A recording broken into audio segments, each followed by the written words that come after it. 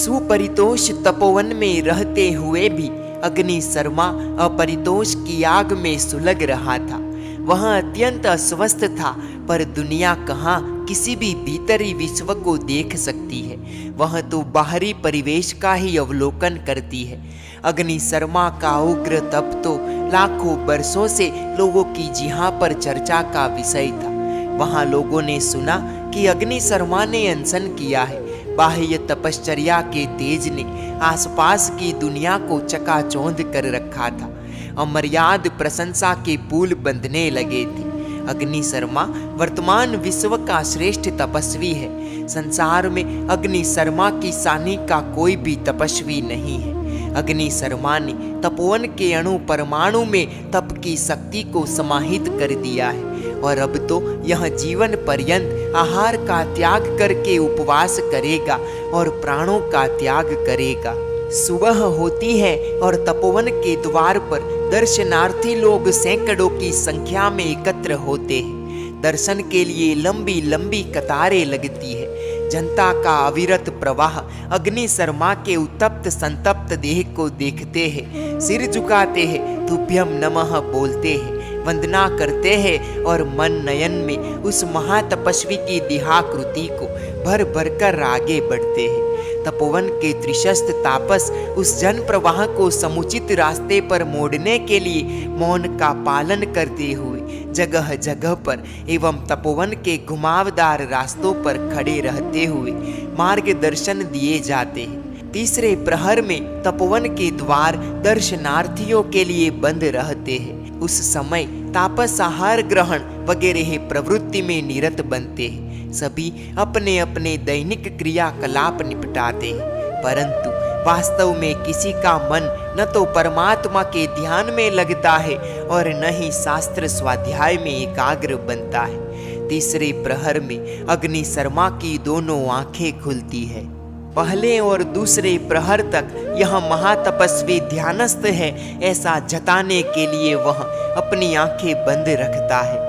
दर्शनार्थी उसके दर्शन करते हैं, पर वह दर्शनार्थियों को नहीं देखता है, वरन उसकी मानस दृष्टि में तो एकमात्र राजा गुणसेन दिखाई देता है।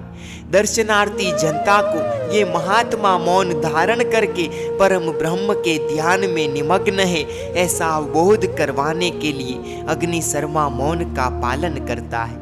परंतु उसका मन तो बड़ी निर्ममता से राजा गुणसेन को जलीकटी सुनाता है। अरे दुष्ट, तेरे पाप से ठीक है, चाहे इस जन्म में मैं तड़प तड़प कर मर जाऊं, पर बाद के जन्मों में तो मैं तुझे तड़पा तड़पा कर मारूंगा, मेरी घोर तपश्चर्या के प्रभाव से मारूंगा। उसके चित्त में परम ब्रह्म का ध्यान नहीं था, निरंतर शत्रु गुणसेन का ध्यान चलता था। बाल्यावस्था का गुणसेन, तारुण्य का मत गुणसेन, युवान गुणसेन, ये ही उसके ध्यान के विषय थे।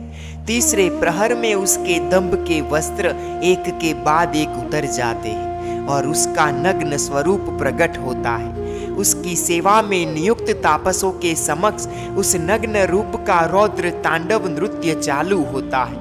अत्यंत क्रूश, टेढ़े मेढ़े, दोनों हाथ ऊपर नीचे पटकता हुआ वह क्रोध पिशाच का नृत्य करता है। गुणसेन के अवर्णवाद से भरे कर्कश स्वर में चिल्लाता है। चौथा प्रहर चालू होता है और पुनः अग्नि शर्मा दंभ की चादर ओढ़कर पाषाण शिला पर बैठ जाता है। लोगों की प्रशंसा गट गट गट पीता रहता है। स्वतोकर्ष के शिखर पर चढ़ता जाता है, गुणसेन का अपकर्ष करता रहता है और इसी तरह वह दुर्गति की गहरी खाई में लुढ़कता है। रात का प्रारंभ होता है, तपोवन के द्वार बंद होते हैं और अग्नि शर्मा की जिहा के द्वार खुल जाते हैं और उस द्वार में से डरावने भयावह अश्राव्य शब्द राक्षस बाहर निकलते हैं। सबसे ज्यादा चिंता कर रहे हैं तो कुलपति आर्य कौंडिन्य। उनके सौम्य शीतल चेहरे पर चिंता की रेखाएं गहरी हो उठी है। कभी वे भोजन करते हैं एक बार, कभी भोजन का पात्र ज्यों का त्यों पड़ा रहता है और कुलपति उपवास कर लेते हैं। उनका हृदय अग्नि शर्मा के परलोक की चिंता से व्यथित है। चूंकि वे ज्ञानी है, प्रचंड क्रोध की एक एक प्रक्रिया से वे भली भांति परिचित है। ज्ञानी पुरुष दूसरों के दुख से हमेशा दुखी ही रहते हैं। मैं वत्स अग्नि शर्मा को प्रतिबोधित करूं, वह शांत हो, वह उपशांत हो, वह आत्मभाव में स्थिर हो। और वे धीरे धीरे डग भरते हुए आम्र वृक्षों की घटा में जाते हैं। आंखें मूंद कर बैठे हुए अग्नि शर्मा के निकट जाकर खड़े रहते हैं। समीप में खड़े हुए तापस कुलपति के लिए काष्ठासन रखते हैं। कल कल निनाद करते हुए झरने से उठते ध्वनि सी आवाज वातावरण में गूंजती है। वत्स, परमात्मा का ध्यान कर। लाखों वर्षों से तूने जिन परमात्मा का ध्यान किया है, उन परमात्मा की तेरे मनोमंदिर में स्थापना कर। उन पर तू अपने भक्ति जल का अभिषेक कर। उस जल प्रवाह की धारा में तेरा संताप बह जाएगा। तू शांत होगा, उपशांत बनेगा। वत्स अग्नि, तू सागर तैर चुका है, किनारे पर पहुंचने को है। किनारे पर गहराई है, तट के पास खाई है। तू सावधान हो, गहरे किनारे में डूब मत जा, बेहोशी में मत जा। जागृत हो, उस गुणसेन के अपराध को भुला दे। अरे, उस गुणसेन को ही भूल जा। गुणसेन का नाम उसके कानों पर टकराते ही जैसे कि गरम गरम शीशा उसके कानों में गिरा हो, वह चिल्लाता है, नहीं नहीं, कभी नहीं। उस दुष्ट को, उस अधम को मैं कभी नहीं भूल सकता। उसके अपराधों की भयंकर सजा मैं उसे दूंगा। उस पापी का नाम भी मत लो मेरे सामने। कुलपति आर्य कौंडिन्य का सिर शर्म से, निराशा से झुक गया। दिल में धधकती पीड़ा, ओह क्या होगा इसका, इन शब्दों में अभिव्यक्त होती है। वे धीरे से खड़े होते हैं, अपनी पर्णकुटी की ओर खामोश होकर कदम बढ़ाते हैं। अग्नि शर्मा पाषाण शिला पर खड़ा हो जाता है। उसका कृश देह संतुलन खो देता है और वह पाषाण शिला पर गिरता है। सेवा में रहे हुए तापस उसकी कृश काया को गुस्से में कांपते तड़पते उसके देह को पकड़ लेते हैं। देह को मुलायम कर स्पर्श से सहलाते हैं। मुझे छोड़ दो, मैं उस दुष्ट राजा के महल पर जाऊंगा, अभी इसी वक्त जाऊंगा। वह मेरा स्वागत भले चाहे न करे, मुझे नहीं चाहिए उसका स्वागत, नहीं चाहिए उसका सम्मान। उसके महल में घुसकर गर्जना करूंगा, अरे ओ दुष्ट राजा, आ मेरे सामने आ। तूने मुझे मार डालने के लिए जानबूझकर मेरे 3-3 पारणे चुका दिए, निष्फल बनाए, फिर भी मैं जिंदा हूँ। पर आज तेरी मौत मेरी मुट्ठी में लेकर आया हूँ। तेरी तेजोलेसिया के प्रभाव से तुझे जलाकर राख करता हूँ। तेरे परिवार को भस्म करता हूँ। तेरे इस महल को आग की लपटों में झोंक कर स्मशान बना डालता हूँ। अरे तापसो, तुम मुझे छोड़ दो, मुझे जाने दो। तापस मौन रहते हैं, अग्नि शर्मा को जकड़ कर रखते हैं। अग्नि शर्मा कांप रहा है, बड़बड़ाता है और उसके मुंह में से रक्त की बिंदुएं टपकती है। तापस गीले कपड़े से उसका मुंह साफ करते हैं और वह हांफने लगता है। पाषाण खंड पर लेट जाता है, बोल नहीं सकता, आंखें बंद हो जाती है और तापस लोग घबरा उठते हैं। इर्द गिर्द के तापस भी वहां पर एकत्र हो जाते हैं। एक तापस कहता है कि कुलपति को बुलाए, दूसरा तापस कहता है कि कुलपति तो अभी अभी आकर गए हैं। पहला तापस कहता है कि वापस बुला लेते हैं और सभी कहते हैं जी हाँ, कुलपति को बुला ही लेते हैं। बाल तापस कुमार की उंगली पकड़कर धीर गंभीर कुलपति आम्र कुंज की ओर चले आ रहे हैं। 4 प्रौढ़ तापस उनकी ओर जाते हैं। कुलपति के कान में कुछ कहते हैं और कुलपति के माथे पर चिंता की रेखाएं उभरने लगती है। महान पुरुषों का कर्तव्य बोध भी कभी उनके परिताप का कारण बन जाता है। कुलपति अग्नि शर्मा के पास आते हैं। वहां पर उपस्थित तापस खड़े होकर सिर पर अंजलि रचाकर कुलपति का मौन अभिवादन करते हैं। कुलपति ने दाहिना हाथ ऊपर उठाते हुए मौन आशीर्वाद दिया। उन्होंने दोनों पैर चौड़े करके दोनों हाथ को फैलाकर सोए हुए अग्नि शर्मा के शरीर को स्पर्श किया, पूरे शरीर को सहलाया और कुछ क्षणों तक सहलाते रहे। फिर अपना मुंह अग्नि शर्मा के कान के पास ले जाते हुए वह बोले, यह तपस्वी अब भी कषायों के परवश है। क्या होगा इसका? कषायों के साथ इसकी मृत्यु होगी तो मरकर इसकी आत्मा दुर्गति की गर्ता में पहुंच जाएगी। वत्स, अग्नि, वापस लौट आ। भाई लौट आ, स्वभाव में आ। क्रोध को, गुस्से को, बदले की भावना को, नाराजगी को छोड़ दे। पीछे लौट, भूल जा उस निर्दोष राजा गुणसेन को। अग्नि शर्मा के मुंह में से चीख निकली। दोनों हाथों की मुट्ठी भींच गई। हवा में वह मुट्ठी उठाने लगा। कुलपति अवाक रह गए। अग्नि शर्मा पाषाण खंड पर पड़ा पड़ा तड़पने लगा। उसके मुंह में से स्पष्ट शब्द फूटने लगे, पर किसी भी तापस को उसकी दरकार नहीं थी। किसी ने ध्यान नहीं दिया उसके बकवास की ओर। तापसों ने दोनों हाथ जोड़कर कुलपति को उनको कुटी पर पधारने का निवेदन दिया। कुलपति खड़े हुए। बाल तापस कुमार का हाथ पकड़कर व्यथित कदमों से चुपचाप चल दिए। 4 तापस अग्नि शर्मा के समीप खड़े रहे और बाकी तापस 5-5 और 10-10 के वृंद में कुछ दूर जाकर खड़े रहे। आश्रम के द्वार पिछले 4 दिन से बंद थे। दर्शनार्थियों को प्रवेश की मनाही थी। एक वृंद में वार्तालाप चल रहा था। राजा गुणसेन का नाम सुनते ही ये महातपस्वी चीख उठते हैं। इनके मन में महाराज के प्रति घोर द्वेष पैदा हो गया है। तापस धर्म तो क्षमा का धर्म है। महाराज को क्षमा कर देनी चाहिए। परंतु महाराज ने गलती की ही नहीं है ना? की नहीं है, पर हो गई है। अनजाने में ही सही, पर भूल तो है ही। ठीक है, उन्होंने नहीं की, संजोगवश हो गई। पर इससे महाराज सजा के लिए पात्र नहीं बनते। और हम तो तपस्वी, हम कैसे सजा कर सकते हैं? हमें तो क्षमा ही धारण करना है, गलती हो या गलती नहीं हो। पर इस महातपस्वी को भला कौन समझाए? अपने कुलपति तो वास्तव में करुणा सागर है। कितनी दफा महातपस्वी को समाधि देने के लिए स्वयं चले आते हैं। हाँ, वरना तो स्थविर तापसों से कह सकते हैं कि महातपस्वी को समता समाधि देते रहना। परंतु भाई, हमें तो बहुत दुख होता है। महातपस्वी कुलपति के वचनों का अनादर करते हैं। यह बात उचित नहीं है। क्रोध ही अनादर करवाता है। हाँ, महाराज गुणसेन के प्रति तीव्र नफरत जग गई है। महातपस्वी के मन में घोर द्वेष पैदा हो गया है। उसका परिणाम क्या?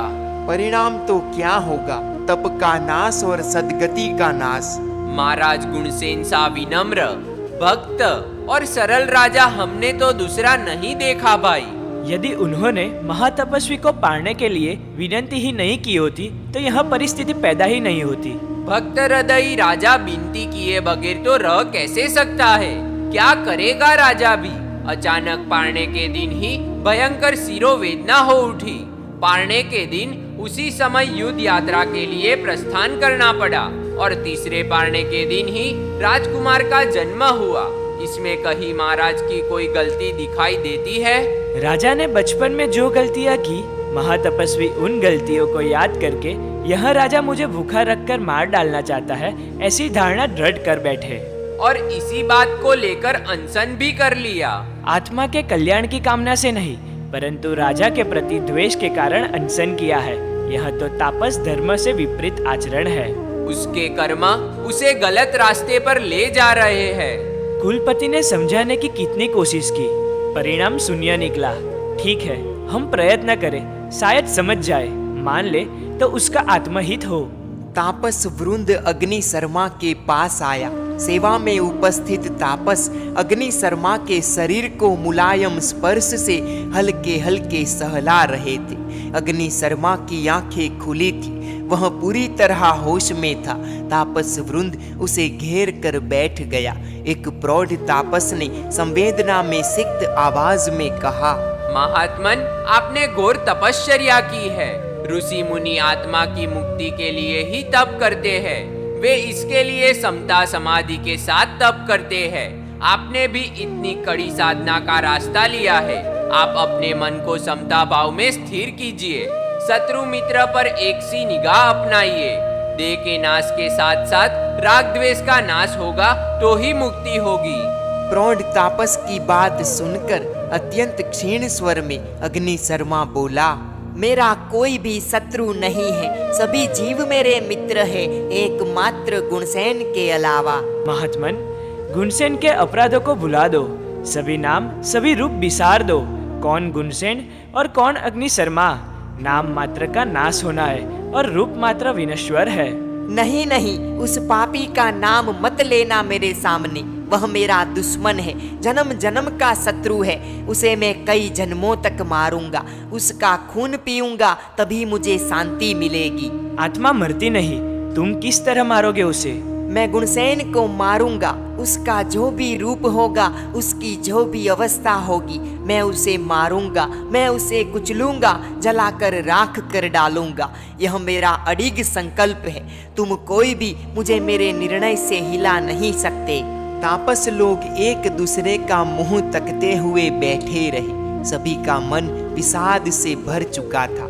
ऊपर की पहाड़ियों में झोरों की बारिश हुई है। नदी दोनों किनारों पर छलकती हुई बह रही है। तपोवन के पेड़ स्नान करके साफ सुथरे हो चुके हैं। तापस लोग नदी के किनारे बैठकर स्नान करके विशुद्ध भगवे वस्त्र धारण करके मस्तक पर चंदन के तिलक करके प्रभातिक संध्या करने में निरत है। और उस समय कुलपति आर्य कौंडिन्य अपनी पर्ण कुटी में अकेले बैठे हुए विचारों की व्यथापूर्ण गहराई में डूबे हैं। जब से यह महानुभाव अग्नि शर्मा तपोवन में आया है, मैं तब से उसको संभाल रहा हूँ। उसे तपस्वी दीक्षा दी गई, तब से उसने घोर तपश्चर्या प्रारंभ की हुई है। लाखों बरस बीत गए, बिना किसी व्यवधान के तप साधना चल रही थी और अचानक विघ्न आया, भक्ति के रूप में विघ्न आया। महाराज गुणसेन का तपोवन में आना और इस स्थिति का निर्माण होना, क्या यही अग्नि शर्मा की नियति होगी? मेरी दीक्षा शिक्षा का यही अंजाम? इसने क्षमा वगैरह गुण भुला दिए हैं, खो दिए हैं, क्रोध वगैरह कषायों के चंगुल में फंस गया है। मैंने कितना समझाया पर उसके कान पर जूं तक नहीं रेंगती। उसके मन में गुणसेन की ओर धधकती वैर वृत्ति की ज्वाला तनिक भी बुझती नहीं है कि कम भी नहीं होती। क्या होगा इसका? उसे दुर्गति में जाने से मैं भी नहीं रोक सकता। तो क्या मेरा प्रयत्न, मेरा पुरुषार्थ व्यर्थ जाएगा? नहीं नहीं, मैंने कहा पुरुषार्थ किया है। मेरी कर्तृत्व की भावना ही तो मिथ्या है। ना हम करता कारयिता पीछ, मैं न तो करता हूँ न ही कार्य का प्रेरक हूँ। सब कुछ ईश्वर कर रहा है। ईश्वर को जो अच्छा लगे वह करे। यह समूचा संसार ईश्वर की लीला है, गहन है उसकी लीला। मैं उसकी लीला नहीं समझ पाता, क्या करूं? नहीं, अब कुछ भी नहीं करना, केवल जानना है, देखना है। अब तो मात्र ज्ञाता और दृष्टा बनना है। चाहे मैंने गृहवास का त्याग किया, गृह कार्यों का त्याग किया, पर वैसे तो यह तपोवन भी प्रवृत्ति मार्ग ही है ना। ठीक है, यह प्रवृत्ति शुभ है, प्रशस्त है, फिर भी प्रवृत्ति में द्वंद्व तो पैदा होगा ही। मैंने उन द्वंद्वों को परहित की प्रवृत्ति में कुछ अनिष्ट तो आएंगे ही, पैदा होंगे ही, यो मानकर स्वीकार कर लिया। तापस भी आखिर तो मनुष्य ही है ना। मनुष्य सहज दोष पैदा होंगे ही, परंतु तपोभूमि में वे दोष पनप नहीं पाते। प्रेरणा से, स्वाध्याय से और ईश्वर प्रणिधान से इत्यादि उपायों से उन दोषों का निराकरण करता रहा हूँ। अनेक तापसों के आत्मकल्याण का भी मैं साक्षी रहा हूँ। जब पतन की गर्ता में से पवित्रता के ऊंचे शिखरों पर पहुंचे हुए आत्माओं को भी देखता हूँ इस तपोवन में, तब मेरी आत्मा को कितना संतोष, कितना परितोष प्राप्त होता है। परंतु यह अग्नि शर्मा दुर्गति की गहरी खाई के किनारे पर खड़ा है, अड़ियल बनकर खड़ा है, पीछे हटने को जरा भी तैयार ही नहीं। मैं मेरी कल्पना में उसे खाई में लुढ़कता हुआ देख रहा हूँ। वहां पर दुर्गति की घोर पीड़ा में कलपता उसे देख रहा हूँ। मेरी आत्मा तड़प उठती है, क्या करूं, किस तरह उसे बचा लूं? नहीं, मैं उसे बचाने वाला कौन? तारने वाला और मारने वाला तो वही हजार हाथ वाला ऊपर वाला बैठा ही है। ईश्वर ही उसे बचा सकता है। और करुणा निधान, ओ प्रभु तू इस पर दया कर, तू दयामय है, तू दया सागर है, तू उस महानुभाव को बचा ले। दुर्गति की गर्ता में फिसलने पर उतारू हुए उस तपस्वी का हाथ थाम ले। मौत से पूर्व यदि वह उपशांत हो जाए तो ही उसकी दुर्गति टल सकती है। और मुझे अंदेशा है कि अब उसका अंतकाल निकट है। देह का पिंजरा यहीं पर पड़ा रहेगा और आत्मा पंखी बनकर उड़ जाएगा। जिंदगी पूरी हो जाएगी। अब भी उसके पास अंतिम बार जाऊं, अंतिम क्षणों में उसके समीप रहूं, परमात्मा का नाम सुनाऊं, शायद वह उपशांत हो जाए। कुलपति को बुलाने के लिए आए हुए दो तापस कुमार कुलपति की पर्ण कुटी के द्वार पर खड़े खड़े इजाजत की प्रतीक्षा कर रहे थे। गहरे विचारों के वर्तुल में खोए हुए कुलपति को देखकर वे मौन रहे। कुलपति की निगाहें द्वार पर गई। उन्होंने तापस कुमारों को नतमस्तक खड़े हुए देखा। उन्होंने पूछा, वत्स क्या बात है, तुम्हारे आने का कारण? गुरुदेव, महातपस्वी अग्नि शर्मा अति अस्वस्थ है। स्थविर तापस चाहते हैं कि आप वहाँ पर पधारे। कुलपति ने उत्तरीय कसाय वस्त्र शरीर पर लपेटा और सुकोमल बाल तापसों के हाथ पकड़कर पर्णकुटी के बाहर निकले। अनेक तापस त्वरा से आम्र कुंज की ओर जा रहे थे। कुलपति ने भी त्वरा की। वे शीघ्र अग्नि शर्मा के पास पहुंचे। पाषाण खंड पर अग्नि शर्मा सोया हुआ था। चौतरफ तापस बैठ गए थे। समूह स्वर में ईश्वर के नाम का गान कर रहे थे। कुलपति के जाते ही सभी तापस खड़े हो गए। कुलपति को प्रणाम किया। कुलपति अग्नि शर्मा के निकट ही एक दर्भासन पर आसीन हुए। तापसों ने पुनः ईश्वर नाम का कीर्तन चालू किया। कुलपति ने अग्नि शर्मा के सिर पर, सीने पर और पैरों पर हाथ सहलाया। सहलाते रहे। शरीर ठंडा हुआ जा रहा था। आंखों की रक्तिमा कम हो गई थी। चेहरे पर की उग्रता माहिम हो चुकी थी। कुछ सौम्यता, कुछ समता छा रही थी। कुलपति अवलोकन कर रहे थे। तापस समवेत स्वर में प्रभु का गान कर रहे थे। ईश्वर गान का मधुर गंभीर ध्वनि वातावरण को कुछ निर्मल और कुछ प्रशांत बना रहा था। कुलपति का दिल कुछ संतुष्टि, कुछ राहत, कुछ हर्ष के भावों का सम्मिश्रण महसूस कर रहा था। यदि यह महानुभाव उपशांत भाव के दरिये में हिलोरे लेते हुए प्राणों को त्याग करे तो इसकी आत्मा की सद्गति होगी, ऊर्ध्व गति होगी।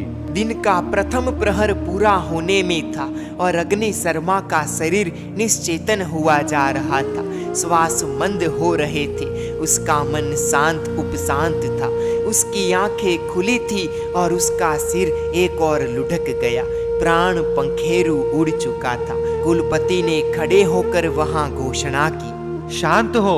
महातपस्वी अग्नि शर्मा ने परलोक गमन किया है। उनकी आत्मा को शांति प्राप्त हुई है। ओम शांति, ओम शांति, ओम शांति। अग्नि शर्मा की आत्मा विद्युत कुमार नाम के व्यंतर देवलोक में उत्पन्न होती है। चूंकि वह जब शुभ भाव में था, गुणसेन के प्रति द्वेष नहीं जगा था, उस अवस्था में उसने देवगति का आयुष्य कर्म बांध लिया था। देवगति में जाने का आयुष्य कर्म जिस जीवात्मा ने उपार्जित किया हो, मौत की घड़ी में उसके कसाय उपशांत हो जाते हैं। मन में अच्छी भावनाएं उभरती है, यह एक सर्वज्ञ कथित सत्य है। परंतु इसका मतलब यह भी नहीं कि मनुष्य के किए हुए पाप, किए हुए तीव्र कसायों का परिणाम उसे भुगतना नहीं होगा।